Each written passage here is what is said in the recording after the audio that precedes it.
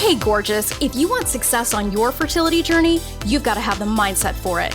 It's time to kick fear, negativity, doubt, shame, jealousy, and the whole clown car of low-vibe fertility journey BS to the curb.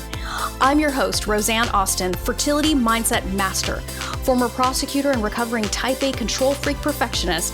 I use the power of mindset to get pregnant naturally and have my baby boy at 43, despite years of fertility treatment failure. I help women across the globe beat the odds on their fertility journey just like I did. Get ready for a quick hit of confidence, joy, feminine badassery, and loads of hell yes for your fertility journey. It's time to get fearless, baby. Fearlessly fertile. Let's do this.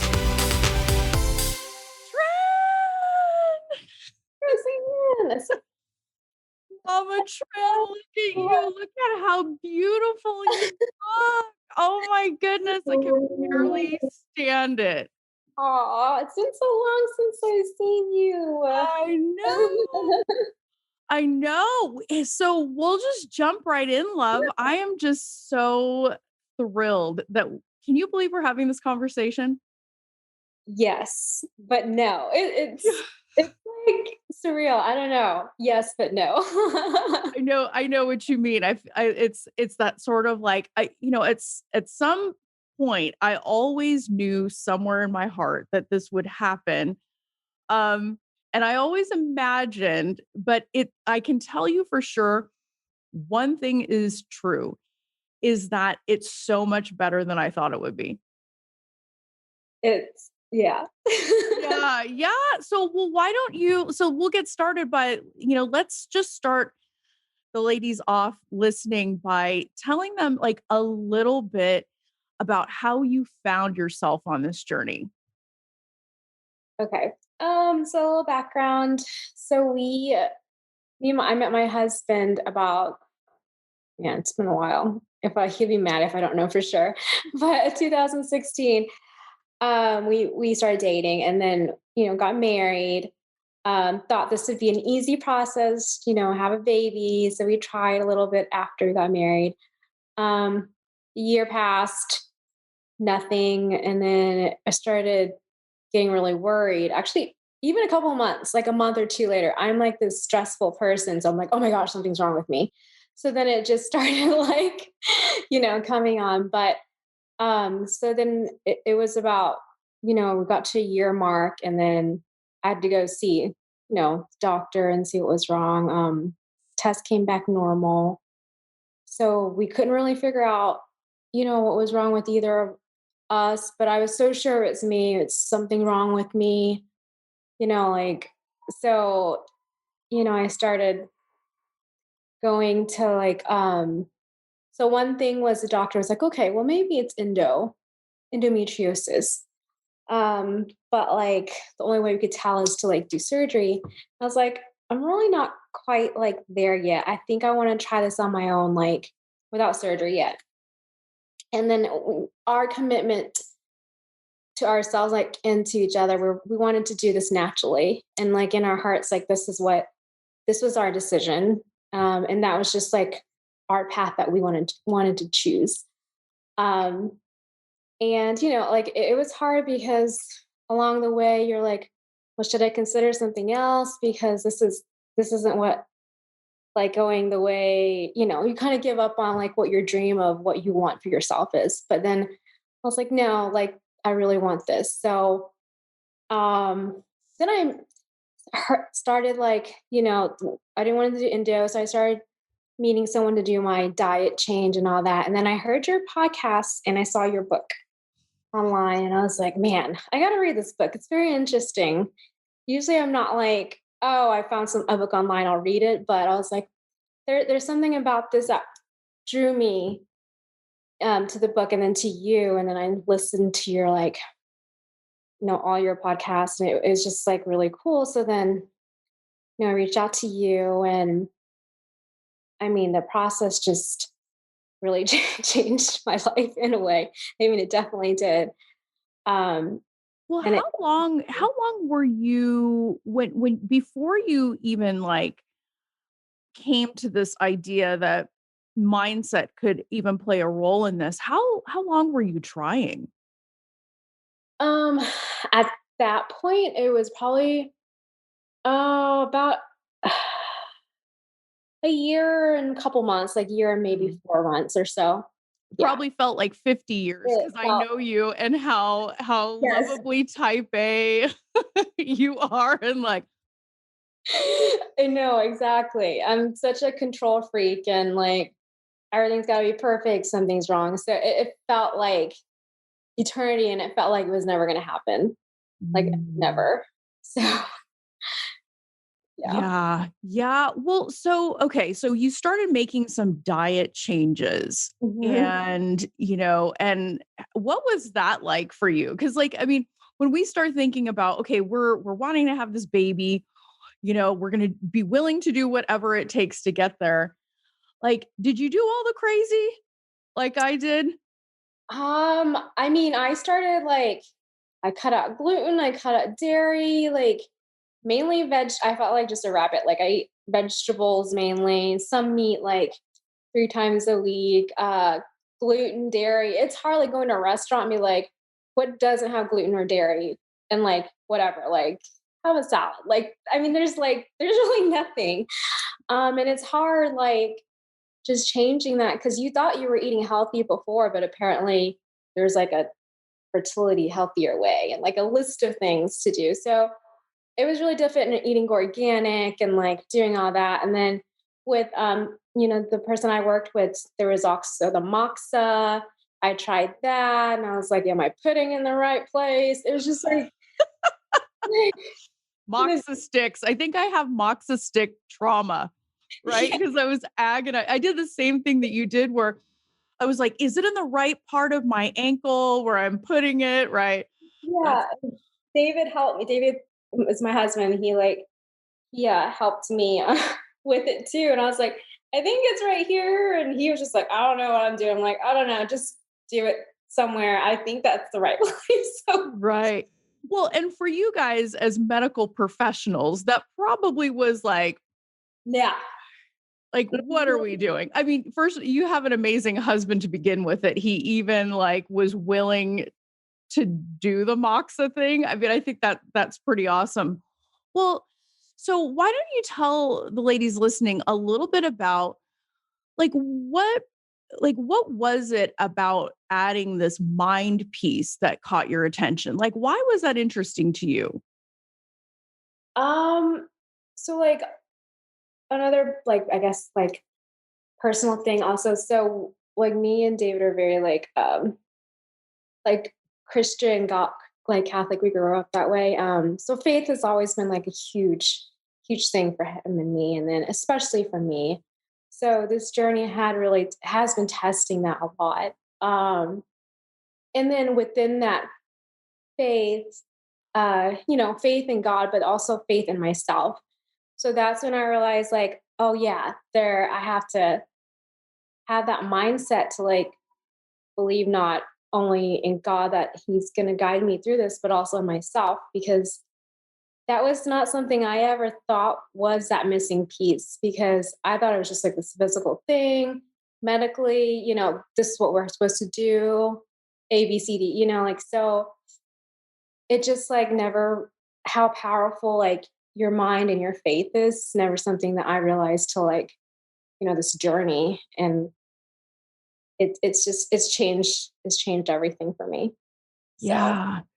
Yeah, I mean, and I remember it was so funny. I even remember in our very first conversation, kind of beginning to talk about that and how, like, even though you and David have the backgrounds that you have, as professionals, medicine, like, there was a part of you that just took this in, that was so willing to learn. Do you think that that is a fair statement? yeah, I mean, I was open to. I was very surprised because I think David it took a little longer for him, but for me, I was like, you know what? Why not? Like, I feel like this is something that's missing, and I was open to it. So yeah, Yeah. And, I think you raise a really good point because a lot of us on this journey, even if you are a person of faith, we kind of forget that piece. We kind of are like, you know what? I think I'm going to take the wheel. I don't need my spirituality, even though, the bridging the gap between where we are and where we want to be requires faith. Like whatever your faith may be, it is faith at some level. Right. You're believing in something. You're believing in science. You're believing in God, universe, source. You're believing in the people around you. I mean, a whole lot of it requires faith. Yes. And that faith gets tested. And so what do you think is one of the biggest lessons you learned about faith by beginning to look at your mind and change the way you approached your journey? The biggest thing, man, I've learned so much. I mean, I feel like faith in of course in God, but also in yourself is such a big thing. I've always believed in, God, but then, I saw this quote, I wrote it down during my journaling because I do the journaling every day. Um, and then, so I read I wrote it down because it says, God knows how much faith she has, but he wanted her to know how much faith she has. Mm. So I feel like my faith in myself wasn't strong, and it was something that I need to know. Okay, nothing's wrong with my body, and then when we got pregnant, at that point, I was on a different level of faith where I just there's nothing wrong with my body. Um, the period starts the couple last months. And I remember you mentioned why don't you just think of it as it's just a period and it's just not a meaning to it. And, I started believing more in myself and my journey and how I got there. And I was like, nothing's wrong with me. It's just not the right time. It's not the right time for me. It's not the right time for God. And the month I got pregnant, I was I stopped taking my temperature. I stopped taking any herbals. And I was we were doing a photo shoot. And I was I don't it was the most, out of control, not in control I was. And I just believed. And I just knew that it was coming. I just didn't know when. And I feel like God just confirmed it or, gave me that message. But I just had to believe it myself and not just, I just had to believe it. So that's pretty much what it was. Yeah. You know what was one of the most interesting transformations from you was exactly what you're talking about is because I saw a Tran that in the very beginning when you came was very focused on outside evidence, right? My period has come. Rosanna, I'm eating all these vegetables and, shit's not happening, all of this stuff. And it was all of this, this looking for external confirmation Yes. of what you knew inside.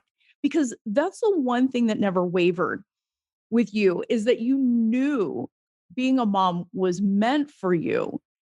But when you were caught up in looking outside for all of this outside confirmation, that's when I would see Tran that would get nervous and unsure, and so let's talk about that transformation because, you're already a go-getter. We already know that Tran can do math and science because she's a smart lady and, but it was we were calling upon this other part of you, this part of you that had to learn to trust her body, trust herself. What was that process like?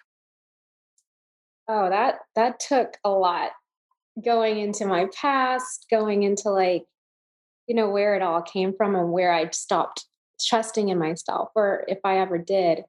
And I was never a very confident person in general and in myself. And going back, there's background stuff to Right. that. But it was just it just took a lot because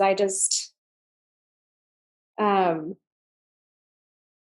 I don't know. It was just I didn't believe in myself because I just didn't have that faith in myself because I felt like I didn't deserve it. And Mm. uh everything's happening, like pretty much all the saboteurs that, is in the book about like these voices in my head. You don't deserve it. You did something in your past that like messed it up. God's mad at you. And, I had to establish like a real relationship with God besides the God that's like mad at you all the time. So, and that changed. Like, we're totally like cool now. Like, we're, you know, talks to me all the time. And, you I know, love it. I love it. Tran has a direct line to God, universe, source. She's like, we're cool now. I mean, but that's an interesting thing that you raise is to be able to cultivate that relationship, even when you're not seeing immediate evidence of that. yeah. That's huge. Yeah, it was hard, and it took like little things, and you have to like notice those little signs, and being positive and like seeing these are little godsends. Like, take, like even meeting you and like these little messages that you see in quotes, they're all like signs that, hey, like, you're on the right path. You just have to like really keep going and believe in yourself on it. And like I think I mentioned like I don't know what I was in my head, like whatever I was felt myself guilty with, but Mhm. I had to like forgive myself. Like in the shower, I think I told you, I had this voice that said, "You need to forgive yourself," and I'm like, "What am I like? What does that even mean?" But like, but apparently, like I'm so hard on myself and not like there's something wrong, So it just took a lot for me to like just get out of that rut and totally believe that I'm on this right path and there's nothing wrong with me. And yeah, like I really really believe like there's nothing wrong with me. So even though like there is in my head there is something wrong because we tried all that time, but like at the end I was like, no, everything's fine. It's just not the right time. And I just have to surrender. And surrender is so hard. I know. So Well, hard. and it's interesting because for women like us, lovably type A control freaky professionals who are used to slaying it at work, Yeah. and doing that thing, that's what I was saying, we get the book stuff, you know, your area is math and science, mine was law and like, and so it's like any kind of book shit, we got it. But when it comes to looking outside of that and looking at the world in a completely different way, one that can include faith and belief in the things that we can't necessarily see, all of that seems so airy fairy. But it Yeah. is but the result of being willing to look at your life in that more holistic way, the result does become something very tangible. And Mhm. you saw that. I mean, I remember watching you and really observing that there was a point when there was that shift in you. It was like you found that other gear. Like you hear me talking about all that, that all the time is like, my ladies find another gear. There was a point when you really did allow yourself to believe. You allowed yourself to believe. You also allowed yourself to lean back and receive, like get out of that masculine place where it's like, it's been X number of years and months. And now, like, what are we going to do? This baby's not here. Like, I would love it if you would chat a little bit about like getting out of that masculine and into the feminine. Like, tell us how that was. Of receiving. Um, oh man, that was hard just because at that point I also was thinking, in the beginning, I don't deserve this. So like receiving was like a very hard concept for me. In general, like compliments or that it's just not a natural thing for me to like really receive. Um, but like I met David and I met like all these little things that like came up are like evidence that like these are being given to me as gifts. Like I should just receive it. And like looking back, like I finally like let myself, I'm like, well, my life has been so, great. Like getting, a great husband. And if I had allowed my keep loving myself, receive like that, even like for a baby, especially for a baby, like how much more great it would be. But it was a hard process to get out of your head and be like, you do deserve this. Like this is something that is meant for you. Like you're meant to be a mom. But it's a mental, it's like it's work. It's not like you just snap your finger and you just like I can receive now. Like it's fighting those saboteurs, those voices in your head saying like you don't deserve this. And I did a lot of like fighting with like these voices in my head because they were pretty much dominating a lot of like I feel like my life to like block me from getting my baby here. So I had to like just keep practicing. Like it takes practice. Like Right. Well, and it's like, do you think David noticed a difference in you? oh my gosh. He like wants to thank you in person and like give you a hug and everything. Yeah, I mean, even now, like I've talked to him about all this, and like when he notices, like I'll get into that. He'll like, remember what Roseanne taught you? And I'm like, yeah, yes. You're all, damn it. Now I have to go do it. So I mean, he's noticed so much change, and he's so grateful. Um, and like like this is helping us, helping me through the pregnancy, and to be a mom, and like I don't think I would have changed this journey as crazy as it sounds. Like it's hard, but I wouldn't be like, I don't think I would be a great mom if I didn't go through all this. Yeah, that's a really powerful statement because whether you're a person of faith or not, it's really easy to fall into this trap on this journey where we feel like we're being punished. We feel like, well, this is just confirmation that I'm asking for too much, or some shit from my past is like coming back to haunt me. All of this stuff. Like it's really interesting how we did that, but you were able to move past that. You were able to make peace with that and say, no, that's actually not what I believe. I can believe something else.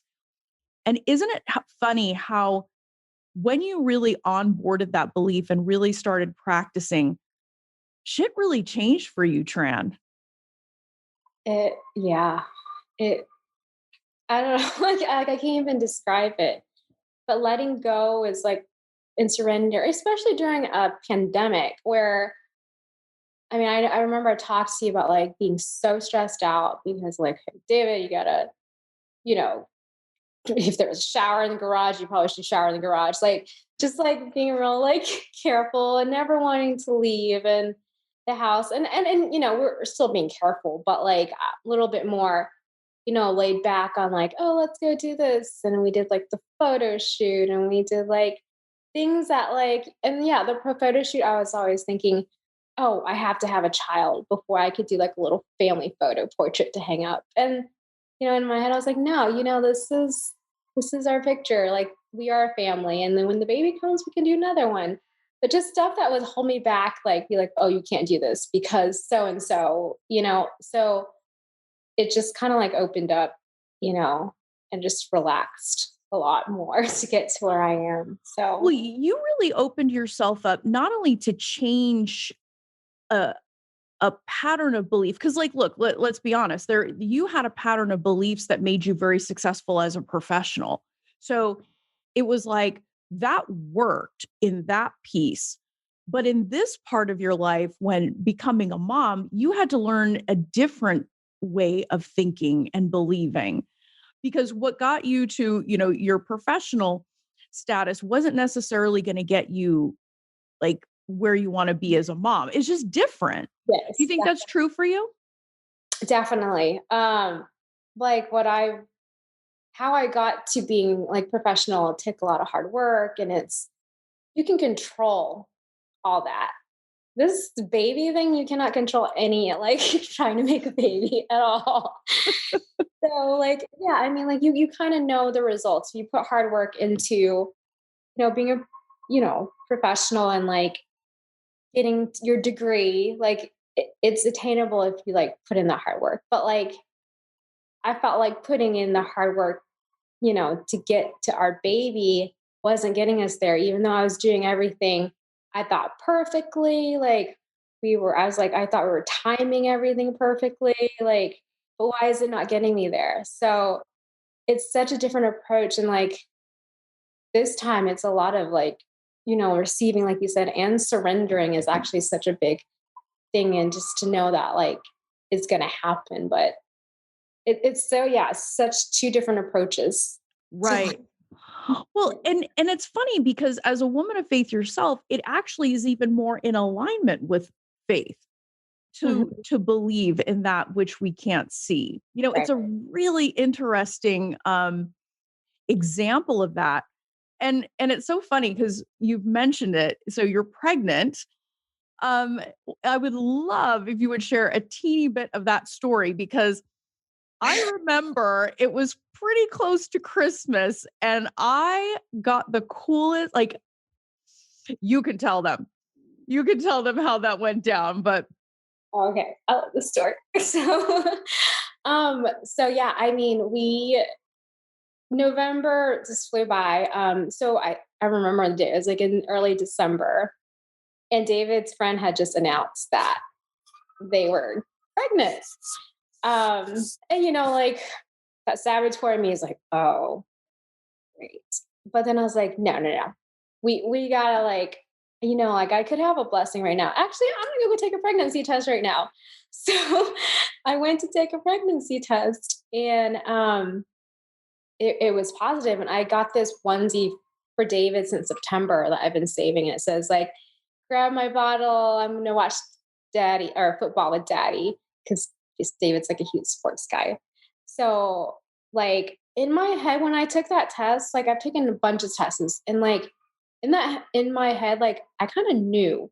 I even grabbed my phone and went in there, like, after a couple of minutes or whatever, to take a picture because I knew it was positive. Like I don't know how. I just knew it. I never grabbed my phone to just like go into the bathroom to like take a picture of like a test. But I was like, it's positive. Like I know it is. Like so strange. And then like sure enough, and I was like, oh my God, thank God, like prayed and all that stuff. And then, okay, where's that little onesie? So like it was like around 9 or 8 or 9 or something. So David's on the couch and grabbed the onesie, brought it out there with the P test. And I was like, David, read this shirt. And then before he could even like open it, I was like, look, it's a positive test. He didn't even get to read the little the little onesie because I was so excited. I just started crying. He started crying. And then, we were gonna drop by the church to like drop off flowers because that was always my like in my head, I had a plan. Like once I found out David and then church but they were closed. But we were just so thankful. So yeah, like and then I text you the picture, and I think you were looking at lights or something. yeah, we were out. We had taken Asher out to look at Christmas lights. And I remember looking down on my phone and I'm like, oh, and I think I called you immediately or something, or I don't know. All of it is kind of a blur. And I was just thinking to myself, in that moment, it was just such a blessing to share in that, like just to be present with that. I mean, truly to be present with a miracle was insane. Yeah. I mean, it's almost Christmas time. We were like, just like, man, the timing of it all. It was just, like you said, it was insane. I was like, I have to tell Roseanne, like, I know it's late, but I'm gonna Oh, girl, I'll pick up the phone for anything that looks like that. I mean, so why not? And how far along are you today? So this Sunday I'll be 22 weeks. Oh, wow. Oh Yeah. my gosh. I mean, it's so sweet. And so let's talk about, I mean, what do you think were some of the biggest lessons you learned on your journey? As, I mean, because from the point when you came and you were making these changes and to today, I mean, it's like a 180. Like, I mean, not like you were a terrible, wicked person to begin with, but I'm just saying that like the transformation is really visible in you. Like, what are some of the biggest lessons you learned? Man, like, I think the main thing that we've talked about is like just trusting in myself. And that was like the biggest hurdle I think I had to cross, was just like trust and faith in myself. And then through that, like, I'm having a bigger faith and trust in God, because like, he's giving me all this. I just have to believe that, it's mine. Like, I just have to like be able to receive it. Um, and like, it's such a blessing and all that. So the big thing is like faith in myself, even though through the doubts and all those voices telling you like you can't, and people like trying to tell you stuff like, oh well, why don't you try like something else that you're not comfortable with yet. Like, it's just like stuff like that. And you just have to like trust your gut. Actually, that's a huge thing. Trust your gut, because your gut is like so strong. And I feel like you can get to where you want if you just trust your gut and you trust yourself. And then keep that faith, because like it's such a big believing in something greater than yourself, and can get you to where you want to be too. Just I don't know. I mean, the main thing is like faith in your faith, I think, and surrendering and letting go of control, because you can't control something like this at all. You think like you can, and there's something wrong with you. If I do this, I'll force it, but you can't. It's just surrendering. That's like the hardest thing. Because Yeah. Well, but you're a really good example, I think, of someone, I mean, because everyone thinks that surrender is giving up. And oh yeah. And you're such a powerful example of how that's actually not the case at all. Having faith and surrendering doesn't require you to give up, because you never gave up on this child. no, I mean, I will say I will admit that there's one or two times I'm like, man, like, what's the difference? And I remember asking you that. And, like, you gave a really good explanation on what the difference is. Like, you just don't completely give up. But a part of me is like, well, if I give up, it's just easier, because, some people just give up and they get pregnant. But like, it's not like that. It's you still know he or she's out there, your baby's out there, but you don't like say, well, never mind. Like, Mhm. taking Mhm. too long to get you. Right. So Right. Well, yeah. and I think your story also stands for the proposition that there is value in you sticking by your guns and the way you want to do it. Because you and David were really clear that for your set of values, that you wanted to do this naturally. You wanted to receive this child naturally. And you didn't get bullied, Tran. You could have been easily bullied, because remember, bullied into surgery, bullied into some other treatments, that you and David as medical professionals had to be willing to stand up, because it would have been super easy, even amongst your own community, to say, oh, if you guys have been trying for that long, you may as well start doing XYZ. Right. Right. Yeah. No, it took a lot for us to just like, I mean, our relationship like got so much stronger during this time. Like, we learned to like, I think we were holding in some, not resentment, but like things we didn't talk about like until about a year after the journey, until, like, meeting you and all that stuff too. But it was just that we had a lot of pinned up stuff. And I'm like, I feel like I was taking out a lot on him. And then I was like, well, why don't you care? Like, it seems like you don't care enough. But he did. He's like, I have to be strong for you. And like, it's, I can't like break down either. And I was like, yeah, so we talked through all this, and it's made us so much stronger in our relationship, just learning about each other through this journey too. Wow.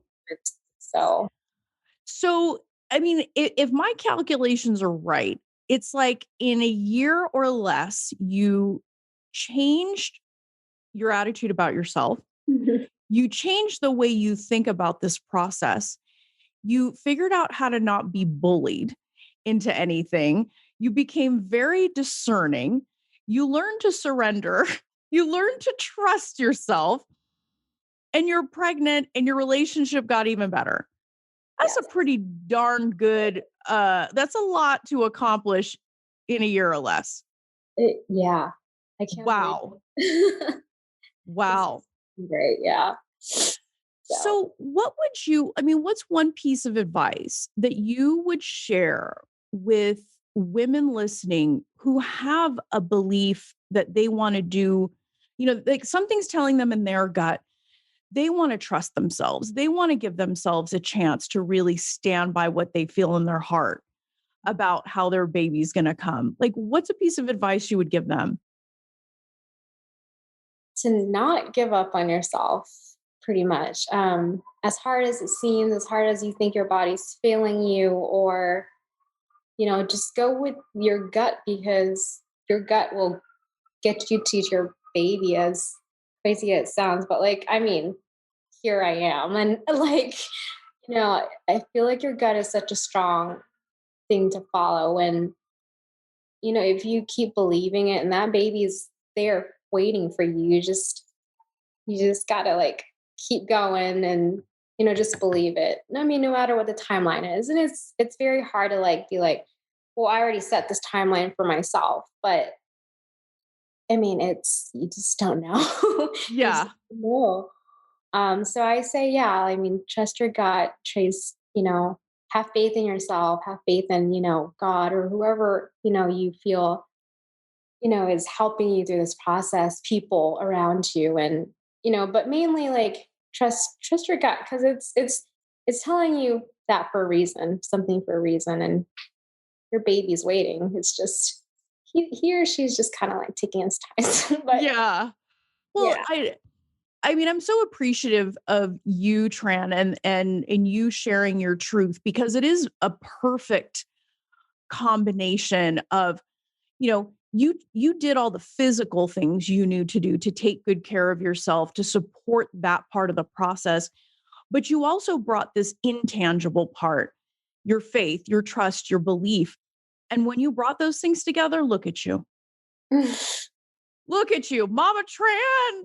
I know, like, it's so good to, to just share in this story with you. And what a blessing you're going to be to other women who are listening to this, who know in their hearts they want to give themselves that chance and to really believe. So thank you for sharing your story.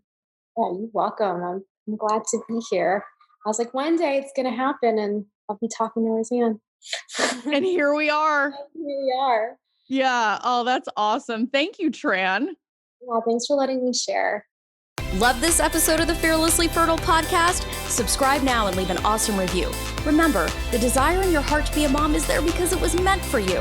When it comes to your dreams, keep saying hell yes.